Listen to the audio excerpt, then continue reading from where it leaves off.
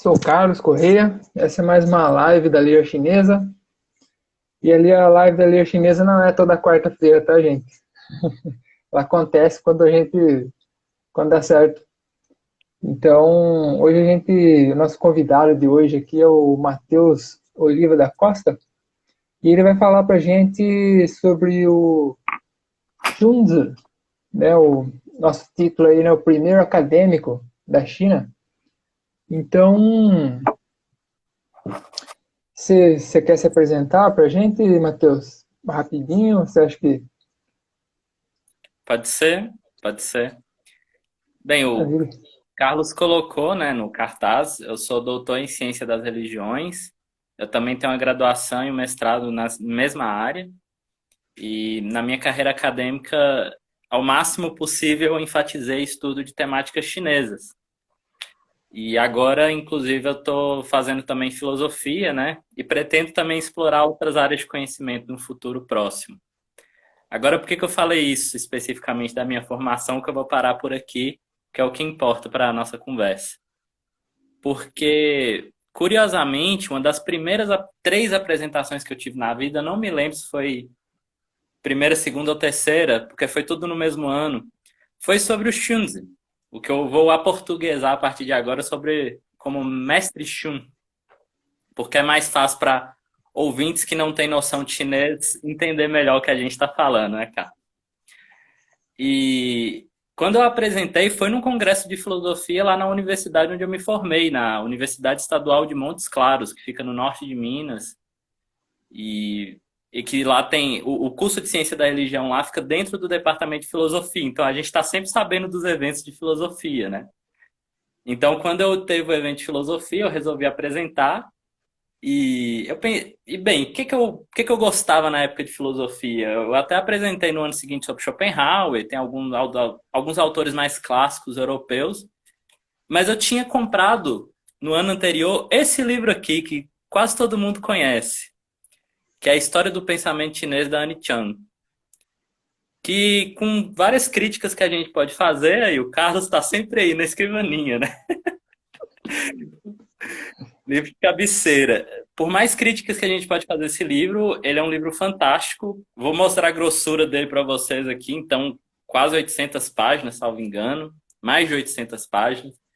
Então, é um livro que me inspirou bastante. E naquela época, eu li tudo que eu conseguia ler. E uma das coisas um dos capítulos que me interessou foi sobre o Mestre Shun. Que me encantou sobretudo porque ele falava realmente de uma maneira muito diferente de outros filósofos que eu estava acostumado. Eu estava mais acostumado a ler os daoístas, né? O Lao Tzu, o Zhuangzi, que inclusive eu tive a felicidade de assistir a live que o Carlos fez com a Júlia, que está nos assistindo aqui agora também. Então, um dos autores que me fez me aproximar de filosofia chinesa foi o Zhuangzi, né? A partir do meu professor de Tai Chi, lá de Montes Claros, o Elton Durães. Se estiver assistindo aí, um salve, muito obrigado pelas indicações, né? Que até hoje eu leio. Então, o que acontece é que eu percebi isso e percebi que o Mestre Shun tinha um diferencial, ele escrevia de uma maneira bastante diferente de outras tradições, até mesmo do mestre da sua própria tradição, que é Confúcio. E isso me encantou bastante, eu resolvi falar desse tema e tive que parar de falar desse tema por um bom tempo, porque não tinha espaço. Então agradeço de novo o Carlos aqui pelo espaço, assim como da outra vez que eu estive aqui com ele, né? Tá fazendo um grande serviço para todo mundo que estuda China e que quem quer entender China também, quem quer entender filosofia chinesa, fazer uma filosofia mais intercultural, né? E o que acontece é que eu, de uns alguns anos para cá, aproximadamente uns 2 anos para cá, eu finalmente pude voltar, agora sabendo um pouquinho de chinês, não sou fluente em chinês ainda, mas eu já conheço alguns termos técnicos, já consigo ter uma noção do que eles estão falando nos textos. E, claro, com o apoio imprescindível do meu professor de chinês, o Peter Lee, eu finalmente consegui voltar a estudar o Mestre Shun com mais profundidade, como eu gostaria.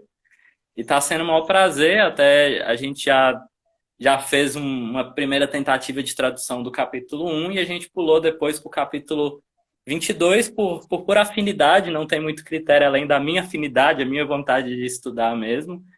E Claro que eu poderia explicar mais, mas não cabe aqui, né? E eu vou falar mais desse capítulo que eu já traduzi, já comentei cada trecho, tá aí no Prelo em uma revista, se der tudo certo a gente lança, a gente publica já ano que vem, eu e meu professor. E, bem, dessa introdução, Carlos, a não ser que você tenha alguma pergunta, eu vou explicar um pouco a dinâmica que eu pensei aqui. Salve, Hernan, amigo meu, da tradição budista da Terra Pura, prazer estar te vendo aí. É o seguinte, a dinâmica que eu pensei é eu falar por cerca de 10 minutos por 3 tópicos, e a cada um desses tópicos eu vou fazer uma pausa e ver se tem perguntas, ver se tem alguma interação. A não ser que o Carlos tenha alguma pergunta, alguma questão que ele queira falar agora, eu vou começar essa dinâmica. Só uma observaçãozinha. Você falou aí de intercultural. O Matheus, ele é membro da... Nós dois somos membros da Associação Latino-Americana de Filosofia Intercultural. Então, o pessoal que quiser aí se aprofundar, digamos assim, nesse tema da filosofia intercultural, né, das filosofias prioritariamente não europeias, né, de base que não seja de base europeia, vocês têm ali uma referência legal que a gente recomenda, a LAF. Com certeza, a LAF enquanto instituição e os próprios membros e membras assim têm me ajudado bastante, né, a dar espaço. Eu tenho também contribuído com o máximo que eu posso. Excelente lembrete aí, Carlos. Recomendo bastante. A LAF está no Instagram, está no YouTube, tem o site próprio, né? Muito bacana mesmo. Bem, é isso. Eu vou começar agora, então, uma breve exposição em 3 partes. E como eu disse, a cada final de parte a gente vê possíveis perguntas. Vamos lá. Por que eu coloquei esse título, que para mim é muito tranquilo, mas pode ser que para algumas pessoas pode soar estranho, talvez polêmico, tomara que não, que é essa ideia do Xunzi como o primeiro acadêmico da China antiga, da própria história intelectual, história das ideias chinesas. Existe um pesquisador chamado Nivson, tomara que eu não esteja pronunciando errado o nome dele, em que ele diz o seguinte, né? Ele é um grande especialista da filosofia chinesa na sua época antiga, né? Ou seja, de 3.000 a 2.000 anos atrás. Então, quando ele está falando dos vários filósofos, dos vários pensadores e pensadoras, normalmente são homens, né? Em que ele registra, ele cita o Xunzi como o primeiro acadêmico no sentido moderno do termo. Aí eu vou tentar explicar através de alguns pontos da biografia dele, feito pelo principal tradutor dele em língua inglesa, o John Knobloch, por que ele recebe esse título. A gente vai entender um pouquinho, eu coloquei na descrição do vídeo também no meu canal aqui, aliás, no meu perfil do Instagram. É o seguinte,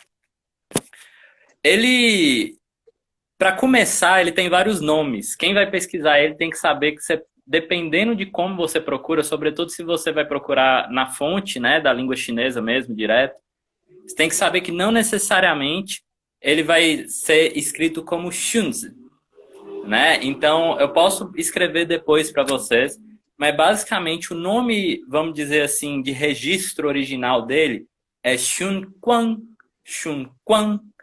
E esse nome, né, então, perceba uma questão muito interessante da língua chinesa. O sobrenome vem primeiro. Então, sempre que se refere a ele, normalmente vão gravar o nome Xun, no segundo tom, para quem conhece o pinyin aí. Então, esqueça o Quan por enquanto, que ele é só nesse caso. O importante mesmo é o Xun. O que acontece? Em uma das experiências dele que eu vou contar mais à frente, ele foi uma espécie do que nós chamamos em português de ministro, de um estado chamado de Chu. E nesse estado, então, por causa de uma certa fama que ele conquistou, ele ficou conhecido em outros lugares também como Xunqin, então como ministro Xun. Tá? E um terceiro nome ainda vem de algo que eu vou explicar na minha terceira e última parte, em que o primeiro editor dos textos dele, muito depois de ele ter falecido, por algum motivo que ninguém sabe explicar direito, colocou o nome dele como Sun, com outro caractere chinês. É um grande enigma realmente por que ele fez isso, mas isso foi corrigido séculos depois. Então você pode encontrar em alguns momentos o nome dele muito parecido com aquele outro famoso lá da arte da guerra. Só que hoje é muito difícil, uma edição atual não faria isso. Então fica aí para caso você pesquise em edições mais antigas. Mas o nome mais famoso é Xunzi. Esse zi aqui é normalmente dado a um título de um mestre. Alguns até traduzem como filósofo. Tem alguns tradutores que traduzem zi como filósofo, que é uma aproximação, claro, né? Mas então vocês têm que saber que ele é visto como uma pessoa que era muito bem reconhecida intelectualmente na China antiga. Isso é muito importante entender. Não era todo mundo que tinha esse zi. Não era qualquer pessoa. Para você ter esse título de zi, você realmente teria que ter alguma produção textual, alguma ideia que chamasse atenção, ou ser mestre de algum grupo de alunos que tiveram algum tipo de reconhecimento, algum tipo de impacto na história chinesa, já naquela época antiga. E algo que eu discuti recentemente com o meu professor de chinês, ele me explicou, não sei se você já reparou isso, Carlos. O termo zi, ele era usado muito na antiguidade. Depois, esse termo começa a ser menos usado para professor. E outros termos, como o que a gente conhece mais recentemente como Lao Shi, começam a ser mais usados. E o antecessor a Lao Shi, que é o Shi, né, sem o Lao, ele já era usado desde a dinastia Han. Então aqui uma curiosidade linguística, né? Agora, sobre a vida dele. Ele nasce aproximadamente em 310 antes da Era Comum, então há mais ou menos 2.330 anos, lá na China Antiga, num estado chamado de Zhao, durante um período, lá no finalzinho da dinastia Zhou, que era a última dinastia da antiguidade chinesa, que teve os grandes reis que os confucianos gostavam e elogiavam bastante. E a China estava dividida em 7 grandes estados e a capital da própria dinastia Zhou, né, que somava uma 8ª parte, então. Lá na região norte, no estado, alguns usam outros nomes, eu vou usar o nome aqui de estado de Zhao, ele nasce, mas ali mais ou menos com 15 anos, um pouco mais de 15 anos, ele se muda para uma outra região chamada de Qi, em que, mais ao leste ali, até próximo do litoral, não exatamente onde ele estava, mas todo o estado de Qi. Então ele estuda num lugar que é muito importante para a gente lembrar, a Academia Jixia. A Academia Jixia era um grande centro em que, por mais que já havia algumas instituições de ensino na China Antiga, o próprio Mêncio, por exemplo, 100 anos antes, já tinha algumas experiências nesse sentido, tanto que é famoso que a mãe dele levou ele para próximo de uma escola. Contudo, a Academia Jixia, né, esse centro de estudo Jixia, ele é famoso porque ele não era simplesmente um centro de formação mais doutrinal, como normalmente acontecia na China Antiga.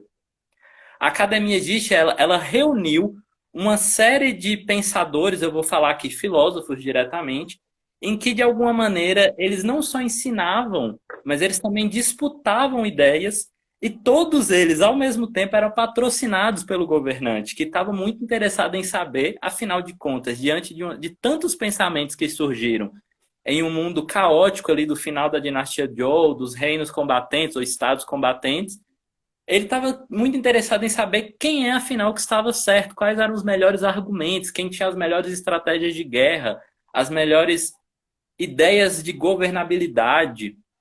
E foi exatamente nesse contexto que o Xunzi foi formado. Curiosamente, existe uma passagem de outro confuciano famoso que eu já citei aqui, o Mêncio, nessa mesma academia, mas não se tem um registro de que ele tenha ficado. Só tem um registro de que ele passou por lá. Tem outros registros também de alguma relação possível do Zhuangzi lá na Academia Jixia. E por isso mesmo que alguns colocam a possível influência do Zhuangzi nos textos do Xunzi, do mestre Xun, devido justamente ele, naquele momento da Academia Jixia, existir já todo um arcabouço de conhecimentos, incluindo desses 2 pensadores, desses 2 filósofos que eu acabei de citar, o Mêncio e o Zhuangzi. Se você não sabe quem é o Zhuangzi, assista a live do Carlos com a Júlia, que teve há algumas semanas. Né? Então, o que acontece? Ele, em seguida, trabalha, como eu já adiantei, lá no estado de Chu. Uma década depois, ele vai lá trabalhar passa um tempo como ministro, e é lá que ele tem uma experiência que é muito importante citar na minha visão. Eu publiquei recentemente algo nesse sentido. Ele conheceu um grande poeta que ensinou o estilo Fu para ele. E ele, a partir daí, se apaixona por filosofia, não só por filosofia, mas por poesia. E ele chega a ter um capítulo todo do livro que foi posteriormente editado dele, só com poesia, um capítulo inteiro de poesia, em que ele fala as ideias dele, as ideias filosóficas, através de versos poéticos do início ao fim. Mas é muito interessante notar que no livro do Mestre Shun, um dos clássicos confucianos mais citado é justamente o clássico da poesia. É algo muito interessante de ser percebido, o valor que ele dava para a poesia. Isso aconteceu quando ele estava lá no estado de Chu, sendo ministro. Então, ele, depois de estudar, depois de ser ministro, ele, mais ou menos em 275 antes da Era Comum, ele volta para a Academia Dixia, desculpa, e então ele se torna professor. E é nesse contexto em que ele se torna professor de dois grandes pensadores da China antiga, o Li Si e o Han Fei, que curiosamente é um dos pontos mais lembrados do Mestre Shun, mas também é um dos pontos mais usados para criticá-lo. Por quê? Porque o Mestre Shun defendia a tradição que Confúcio também defendia. E por isso, em português, nós chamamos ele de confucionista ou confuciano. Contudo, os dois estudantes deles mais famosos da história das ideias chinesas não eram confucionistas, eram legistas ou legalistas, né? Da escola das leis. Então, isso realmente incomodou, foi um dos motivos que eu vou explicar lá no final do porquê que ele teve alguns problemas na sua recepção mais de 1000 anos depois.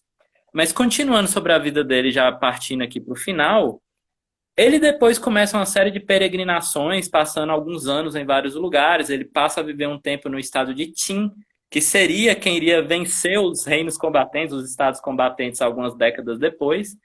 E lá que ele conheceu justamente algumas técnicas legalistas e chegou até a elogiá-las em termos de estratégia militar, mas de criticá-las em termos de governabilidade. Ele também depois foi para uma região chamada de Lanlin. E nessa região é onde ele teceu os escritos mais críticos dele. Por exemplo, a correção dos nomes, que é um texto que eu estou estudando recentemente. E que é o texto que mais me chamou a atenção quando eu li o Mestre Shun lá mais de 10 anos atrás. Então, durante esse tempo, né, ele vai a partir daí ficar nessa região de Lanlin. Uma das provas de que ele viveu quase 100 anos, e foi uma descoberta mais recente, de mais ou menos anos 80, do tradutor John Knobloch, é de que Ulissi teria enviado cartas de convite para o seu mestre, o Mestre Shun, ter um banquete em comemoração a ele mesmo. E ele recusa, porque ele realmente começa, segundo a leitura do Knobloch, ele percebe que o estado de Qin está decaindo. E, curiosamente, existe um registro de um aluno dele, o Li Si, que era ministro do estado de Qin, que foi o primeiro que unificou a China com o fim dos estados combatentes, em que o Li Si reconhece que o professor dele, o Mestre Shun, falou que logo depois de você alcançar o auge, você pode esperar o declínio. Então ele realmente faz essa carta com certo medo, com certo receio, e poucos anos depois, realmente, o estado de Qin cai e o Li Si é morto, é assassinado, né?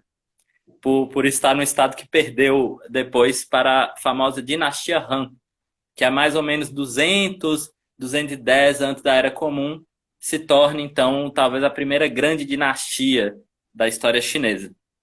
E, então, possivelmente, o Mestre Shun morre ali entre 211 e 210 antes da Era Comum. Eu tenho registrado como 211, que é a última vez que se tem um registro escrito dele. Não se sabe depois o que aconteceu. Então essa é a primeira parte, e eu concluo dizendo o seguinte. Como vocês devem ter percebido, ele teve experiências burocráticas como ministro, ele teve experiências como estudante antes disso, então ele teve uma formação para ser um político profissional. Depois de trabalhar e de ter essa formação, ele vai ensinar outras pessoas. E ensinando outras pessoas, ele ensina não só confucianos, o ensino dele não é somente doutrinal. O ensino dele era, sobretudo, para uma capacitação para a política. E a partir de vários conhecimentos. Como é que a gente sabe que ele leu várias pessoas, que ele conversou e que ele até criticou outras pessoas? Porque o próprio texto dele dialoga com vários autores. Inclusive, um dos capítulos dele, salvo engano, o sexto aqui, se eu não estou errando, é literalmente contra os 12 filósofos, ou mais precisamente, mais literalmente, contra os 12 tzu, contra os 12 mestres. E desses 12 mestres, ele separa em 6 categorias, então seriam 6 doutrinas, em que ele com certeza teve conhecimento na época, inclusive os legistas, e ele criticava diretamente. E elogiava também o que eles achavam que eles eram bons. Por exemplo, ele elogiava a clareza dos moístas e a clareza dos legistas. Só para dar um exemplo. Mas ao mesmo tempo falava que a doutrina política e estratégica deles estava equivocada. Então, é assim que eu termino essa primeira parte, né? Salvo engano, eu vi um comentário aqui da Júlia. Carlos, você pode checar, por gentileza? Sim, temos um comentário da Júlia. Eu queria só fazer um comentáriozinho rapidinho. Você falou Claro. das academias, das instituições de ensino que devem ter existido antes de Xia. Então, pelo menos 2 tipos. Um tipo seria Pion e a outra seria Pancon. Então, só ler rapidinho aqui. Na perspectiva chinesa antiga, a água significava perigo ou obstáculo. Com a água que rodeia o local de educação, os alunos teriam uma sensação de segurança, logo ser capazes de se concentrar em seu estudo. Essas instituições, em geral, eram chamadas Pancon, enquanto as instituições imperiais, chamadas de Pinyon, em homenagem a uma descrição poética de um ambiente de aprendizagem. Então, é mais ou menos essas instituições aí da dinastia Zhou, só para o pessoal dar uma complexificada na Dixia, né? A gente sabe que não era só a Dixia, né? Aqui a Júlia, ela diz o seguinte: Mateus, quando puder, fala mais sobre essas críticas do Xunzi à teoria legista. Claro, claro. Eu já posso fazer agora, inclusive, como uma certa transição já ao próximo bloco, ok? A principal crítica que o mestre Xun tecia aos legistas, literalmente tem uma frase famosa onde ele critica o Song Xin, alguém muito famoso da época dele, em que ele diz o seguinte: ele era muito apegado às leis e não percebia a importância da moralidade. E tinha outros trechos em que ele critica muito a forma como os legistas eram excessivos no uso da autoridade. E aqui ele fez uma crítica direta ao estado de Qin, que mais tarde se tornaria a dinastia Qin, em que ele percebe, ao mesmo tempo que ele elogia a estratégia de guerra, por exemplo, olha uma coisa que era famosa. Quantas mais cabeças cortadas os soldados da dinastia Qin, aliás, desculpa, do estado de Qin, traziam de volta para o seu estado, lá depois de voltar da guerra contra as outras fronteiras, mais, vamos dizer, pedaços de terra, mais regiões eles controlariam, eles se tornariam então uma espécie de pequeno prefeito, sabe, de pequenas regiões. Prefeito aqui com todas as aspas possíveis, que é um termo de hoje, né?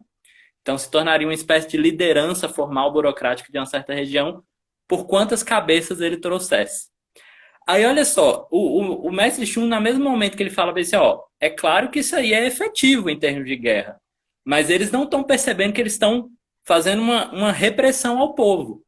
E aí, conectando, Júlia, com a parte em que ele discute, salvo engano, no capítulo 15 ou 16, agora me falha a memória, onde ele está discutindo sobre as estratégias de guerra, ele solta a seguinte frase: nós podemos ver o governante como um barco e nós podemos ver a população como a água.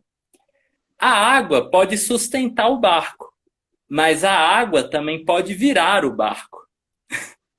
Então, sobre isso, ele avisa ao governante, a um duque, né, um gong, que ele estava conversando naquele momento, que era preciso não tomar ações que iriam gerar perigo para ele. E uma das ações era ser extremamente punitivo com a população.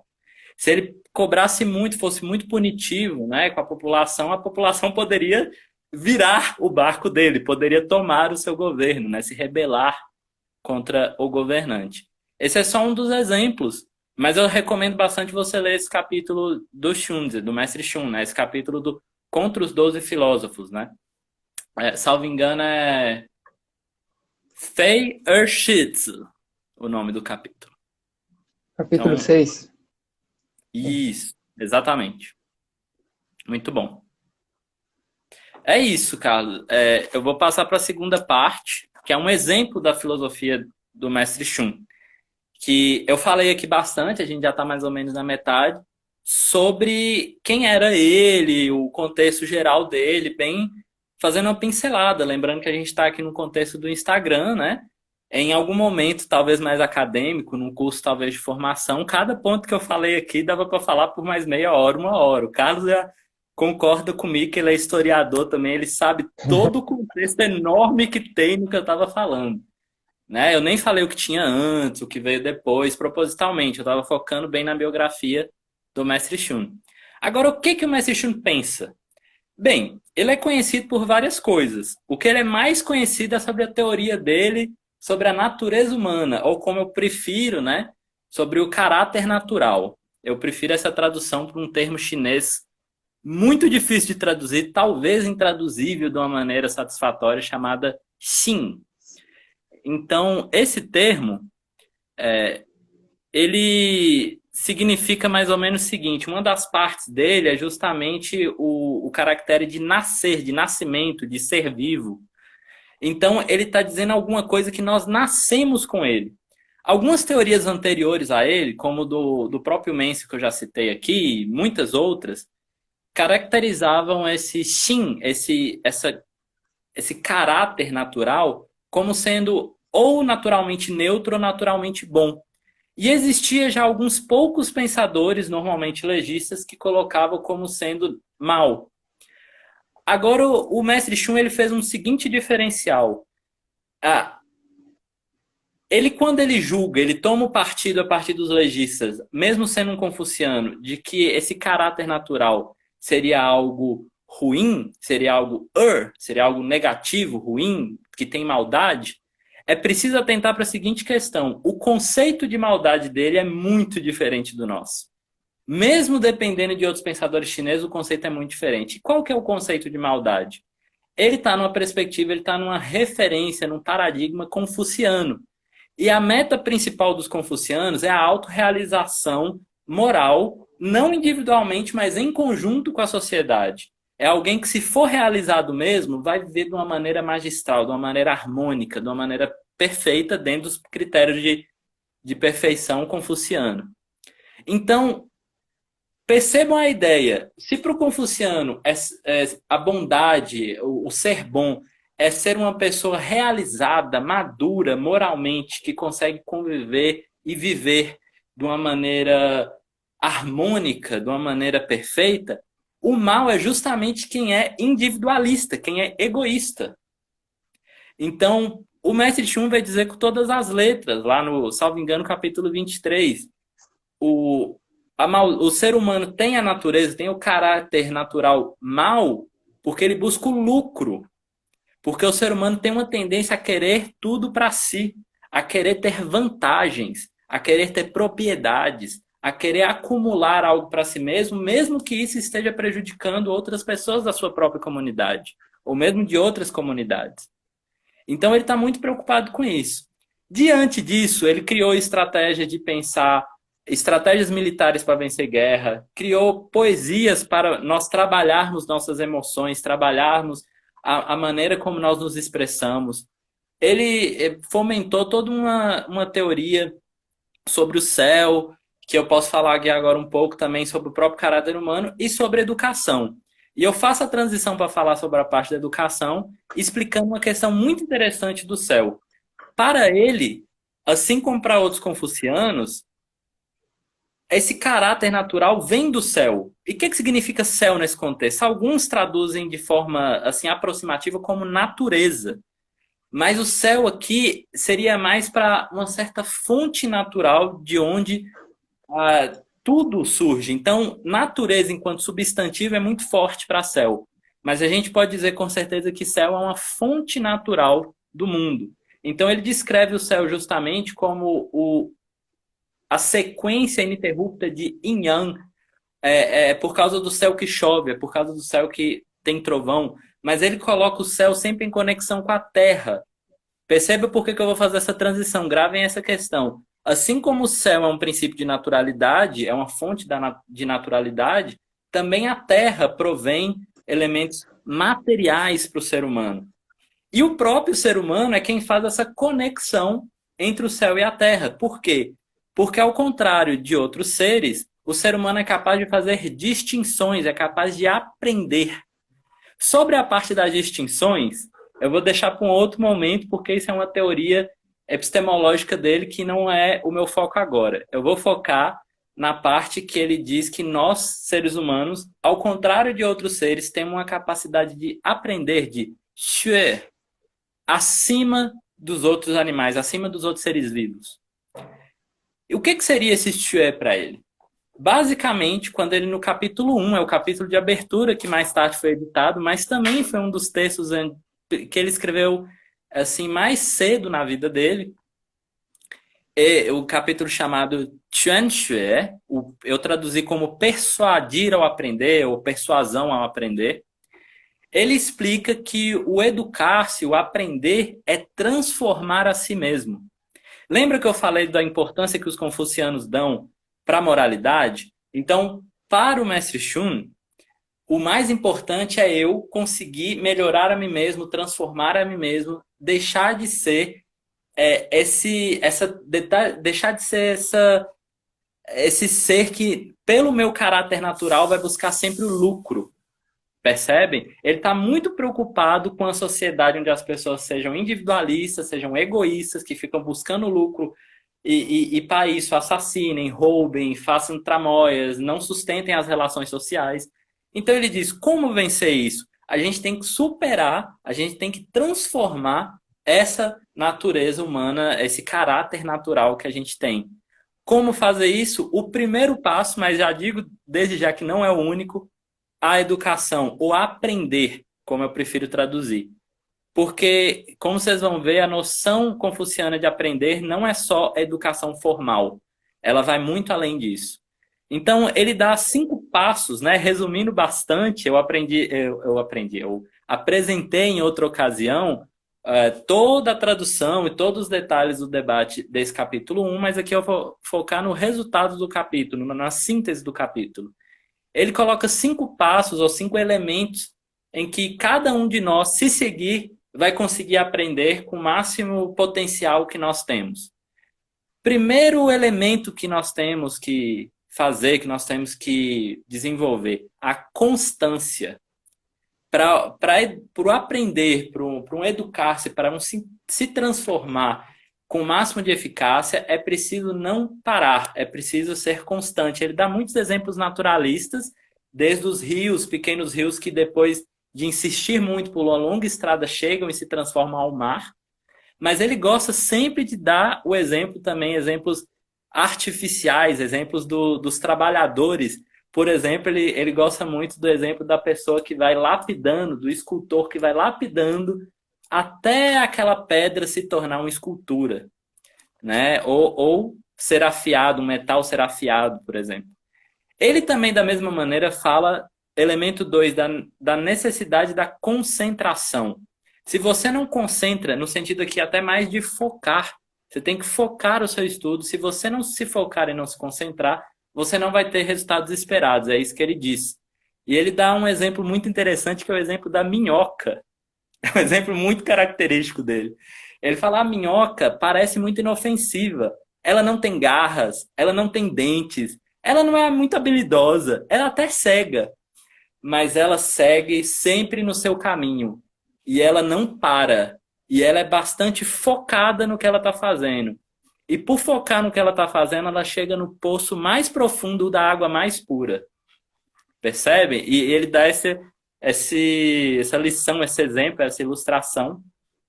E em seguida, o terceiro elemento seria a diligência. Eu traduzi dessa maneira, não é um termo que você vai encontrar fácil no original, eu estou sintetizando dessa maneira, em que basicamente eu vou colocar aqui como um certo, além de constância e concentração, seria ter equilíbrio nas suas expressões. Ele, inclusive, chama atenção para o fato de que você tem que buscar um ambiente qualificado, um ambiente que te proporcione estudar. E se o ambiente não te proporciona estudar, saia dele. Fique longe dele. Se as pessoas perto de você não te ajudam a aprender, a se transformar, saia de perto dessas pessoas. Perceba que ele não está falando para fazer mal para ninguém, mas ele está falando, você quer aprender? Você quer se transformar? Busque companhias que vão te transformar. Busque companhias que vão fazer você se tornar o melhor de você mesmo. Né? Esse papo parece, né, muito motivacional hoje, mas é realmente o que ele escreveu. E o quarto ponto, que é um ponto aqui que eu diria que é característico do Mestre Shun, e eu diria que é um dos pontos mais inéditos da história do pensamento. Se alguém souber de outro pensador ou pensadora que falou isso na mesma época, né, eu ficaria grato em ler e fazer algum estudo comparativo. Ele fala do respeito ao professor. Já tinha pessoas antes dele que falavam da importância do aprender, da educação em várias culturas, sobretudo a própria cultura grega, romana e outras tradições. Mas a importância do professor e a ênfase que ele deu na importância do professor foi único, foi inédito. E marcou toda a história chinesa. Toda a história chinesa. Né? Depois do Xunzi, o professor começou a ter uma outra visão, algo que já era uma tendência. Né? Ele só está registrando e argumentando uma tendência cultural que ele vivia. Por fim, ele fala da necessidade de você conhecer os clássicos. E aqui é a parte mais difícil de adaptar do Mestre Shun, caso você queira seguir os passos dele. Porque ele está falando de você ler os 5 clássicos. Muitas vezes você pode ler como 4 clássicos, que é o que ele cita diretamente, do confucionismo. Então, esses clássicos antigos, só para vocês terem uma ideia, não estão todos traduzidos para o português. Não completamente. Você tem a tradução do Padre Guerra, que você tem muita dificuldade de encontrar, mas mesmo ela não está com 100% desses textos traduzidos. E mesmo em inglês você vai ter alguma dificuldade, apesar de você encontrar disponível online em inglês, né, das traduções do século XIX. Mas o que eu te falo é que, nesse ponto, como eu coloco que nós podemos usar a ideia dele no nosso momento, no nosso contexto? Ele está dizendo, você quer aprender? Não basta só ter constância, concentração, diligência e respeito ao professor. Você tem que ter também um certo estofo. Você tem que ter uma certa base de conhecimentos. E aqui ele se difere um pouco do Zhuangzi, né, Carlos? Porque, ao contrário do Zhuangzi, o Mestre Shun está falando, sim, você tem que ler alguns livros, você tem que ouvir boas pessoas e boas ideias, você tem que ter um estofo, você tem que acumular algum conhecimento. Né? E ele dá até o exemplo da montanha, acumulando aos poucos conhecimento sobre os clássicos, com a ajuda dos professores, você vai se tornar como uma montanha, né? Ou pelo menos o seu aprender será tão forte como o da montanha. Então, diante de tudo isso, em resumo, e aqui fechando essa parte, a partir desses 5 passos, você vai remodelar, você vai transformar o seu caráter natural, você vai fazer uma educação das suas emoções, sobretudo aqui enfatizando o uso de poesias, o uso de arte, e você vai desenvolver certas virtudes, em que ele chama atenção para 3 virtudes. A virtude da ritualidade, li, muitas vezes é traduzido simplesmente como ritual em outros contextos. Ele vai também falar da virtude do Zhen, que eu vou traduzir aqui como humanidade, mas algumas pessoas traduzem de outras maneiras, benevolência, por exemplo. E ele fala da virtude da retidão ou justiça, Yi. Então, ao se transformar com esses 5 passos, você iria realmente desenvolver essas 3 virtudes e, como meta final, além de transformar-se num ser humano educado, com E maiúsculo, você poderia também se transformar em alguém sábio. Ou, alguns preferem a tradução, um próprio santo. Né? É aqui um termo super polêmico de tradução. Então, eu poderia falar mais uma questão, eu vou falar em uma frase só, algo que eu poderia falar mais tempo, que é o seguinte. Tem um segundo capítulo que pouca gente comenta, mas o segundo capítulo do Mestre Shun é sobre o cultivo, Xiou, é o cultivo de si. Só que ao contrário das tendências daoístas e das tendências de alguns pensadores egoístas, como Yang Zhu, em que fala da necessidade do cultivo de si para você ter bem-estar individual, o Mestre Chung critica esses pensadores. Na verdade, ele fala um nome muito específico que ninguém nem sabe muito bem de quem que ele estava falando, para dizer que você deve cultivar sim o seu corpo. Mas não se esqueça de que o cultivo moral é o mais importante. O transformar a si mesmo vai ser mais relevante no final das contas, né? Então, esse é um ponto que eu chamo a atenção para a teoria educacional, para certa filosofia da educação do Mestre Chung, que pouca gente comenta. A necessidade de um cultivo moral, mas também de um cultivo da própria saúde, de um cultivo do próprio corpo, né? E é isso, Carlos. Eu não sei se teve alguma pergunta, não cheguei a ver aqui. Não sei se você quer falar alguma coisa, senão partiria para a terceira parte. Muito bem, pessoal, tá tranquilo aqui por enquanto. Se quiser tomar uma aguinha aí, para dar aquela proteger a garganta.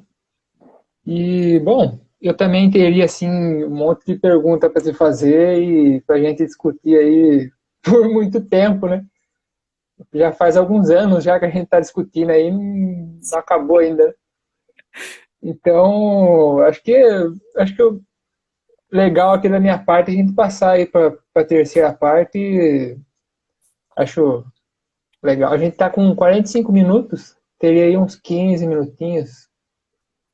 Ah, legal. Sobre o seu comentário, a primeira frase do livro do Mestre Chung é Xue Pukai, o que eu traduzi como o aprendizado nunca tem fim.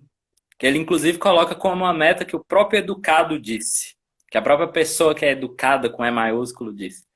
Então, né, Carlos, acho que nossas conversas nunca vão ter fim mesmo. Se nosso objetivo é aprender nessa Só um minuto.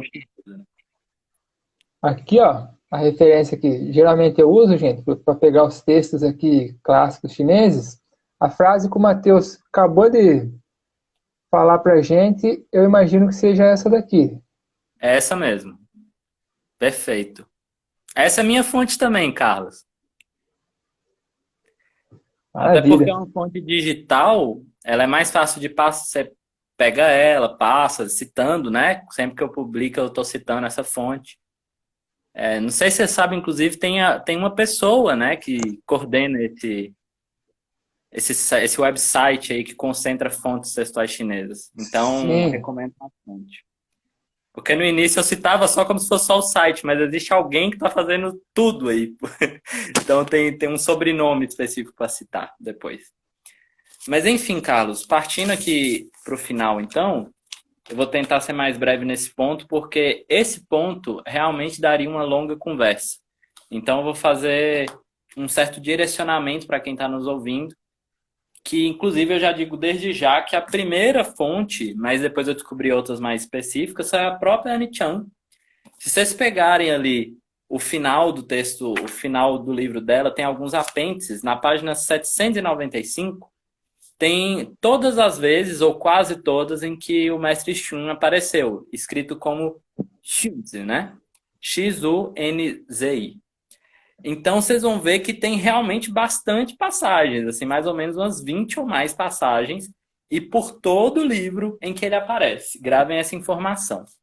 Pois bem, eu vou falar um pouco agora de como é que foi a recepção histórica, o impacto dele na história das ideias chinesas, partindo de alguns pontos principais, né? Como eu disse, apontando algumas direções de pesquisas futuras, inclusive para mim, mas para todo mundo que está nos ouvindo.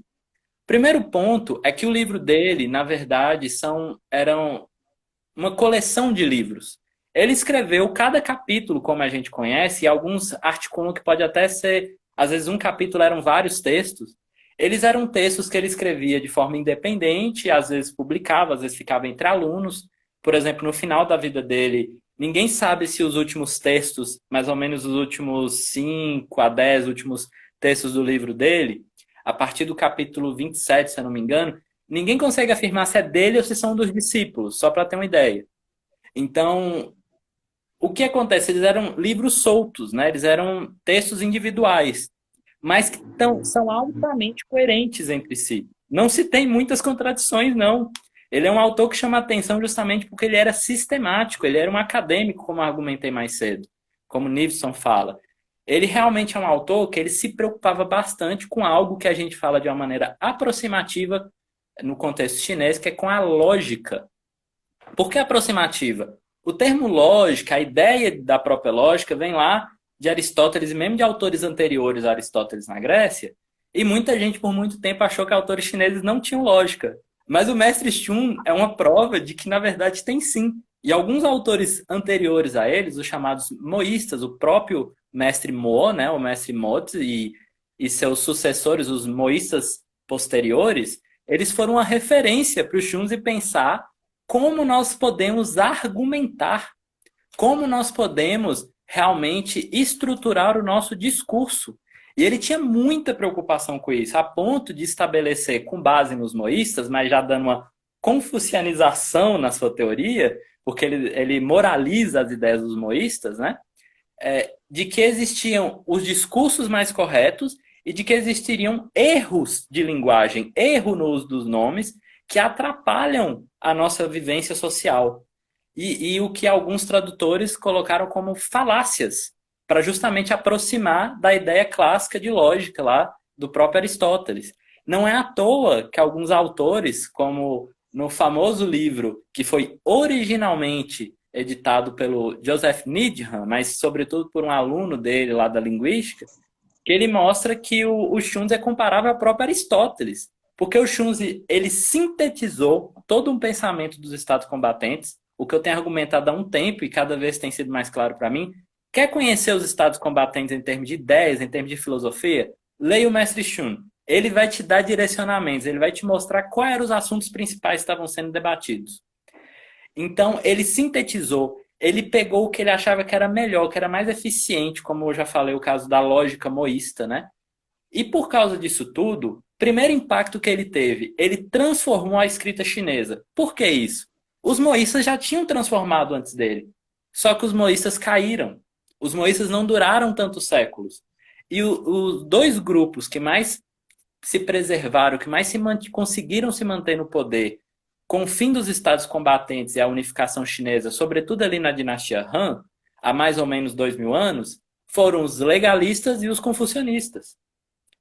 E adivinha só quem teve influência, quem sofreu influência delas duas e influenciou elas duas? O próprio mestre Xun. Então toda a escrita chinesa, do mestre Xun à frente, foi influenciada por essa necessidade de um discurso mais coerente, de um discurso que busca não só uma eficácia da própria linguagem, mas que busca convencer o leitor, convencer o ouvinte. Então esse é o principal impacto do mestre Xun. Por quê? Muitas vezes poderia ter sido usado os moístas, muitas vezes poderia ter usado autores como Han Feizi. Por que o próprio mestre Xun foi famoso? Porque ali, no meio da dinastia Han, os confucionistas se tornaram a doutrina principal, a que era mais patrocinada pelo governante. E ao longo dos séculos isso continuou se tornando algo cada vez mais intenso, com algumas quedas em alguns momentos e voltava depois com mais força ainda. Então, quando os confucianos buscavam a autorreferência de como escrever da maneira mais lógica, discursiva, mais eficaz, muitas vezes o mestre Xun se tornava a referência principal. Agora, algumas questões interessantes voltando à dinastia Han. Os textos deles estavam soltos.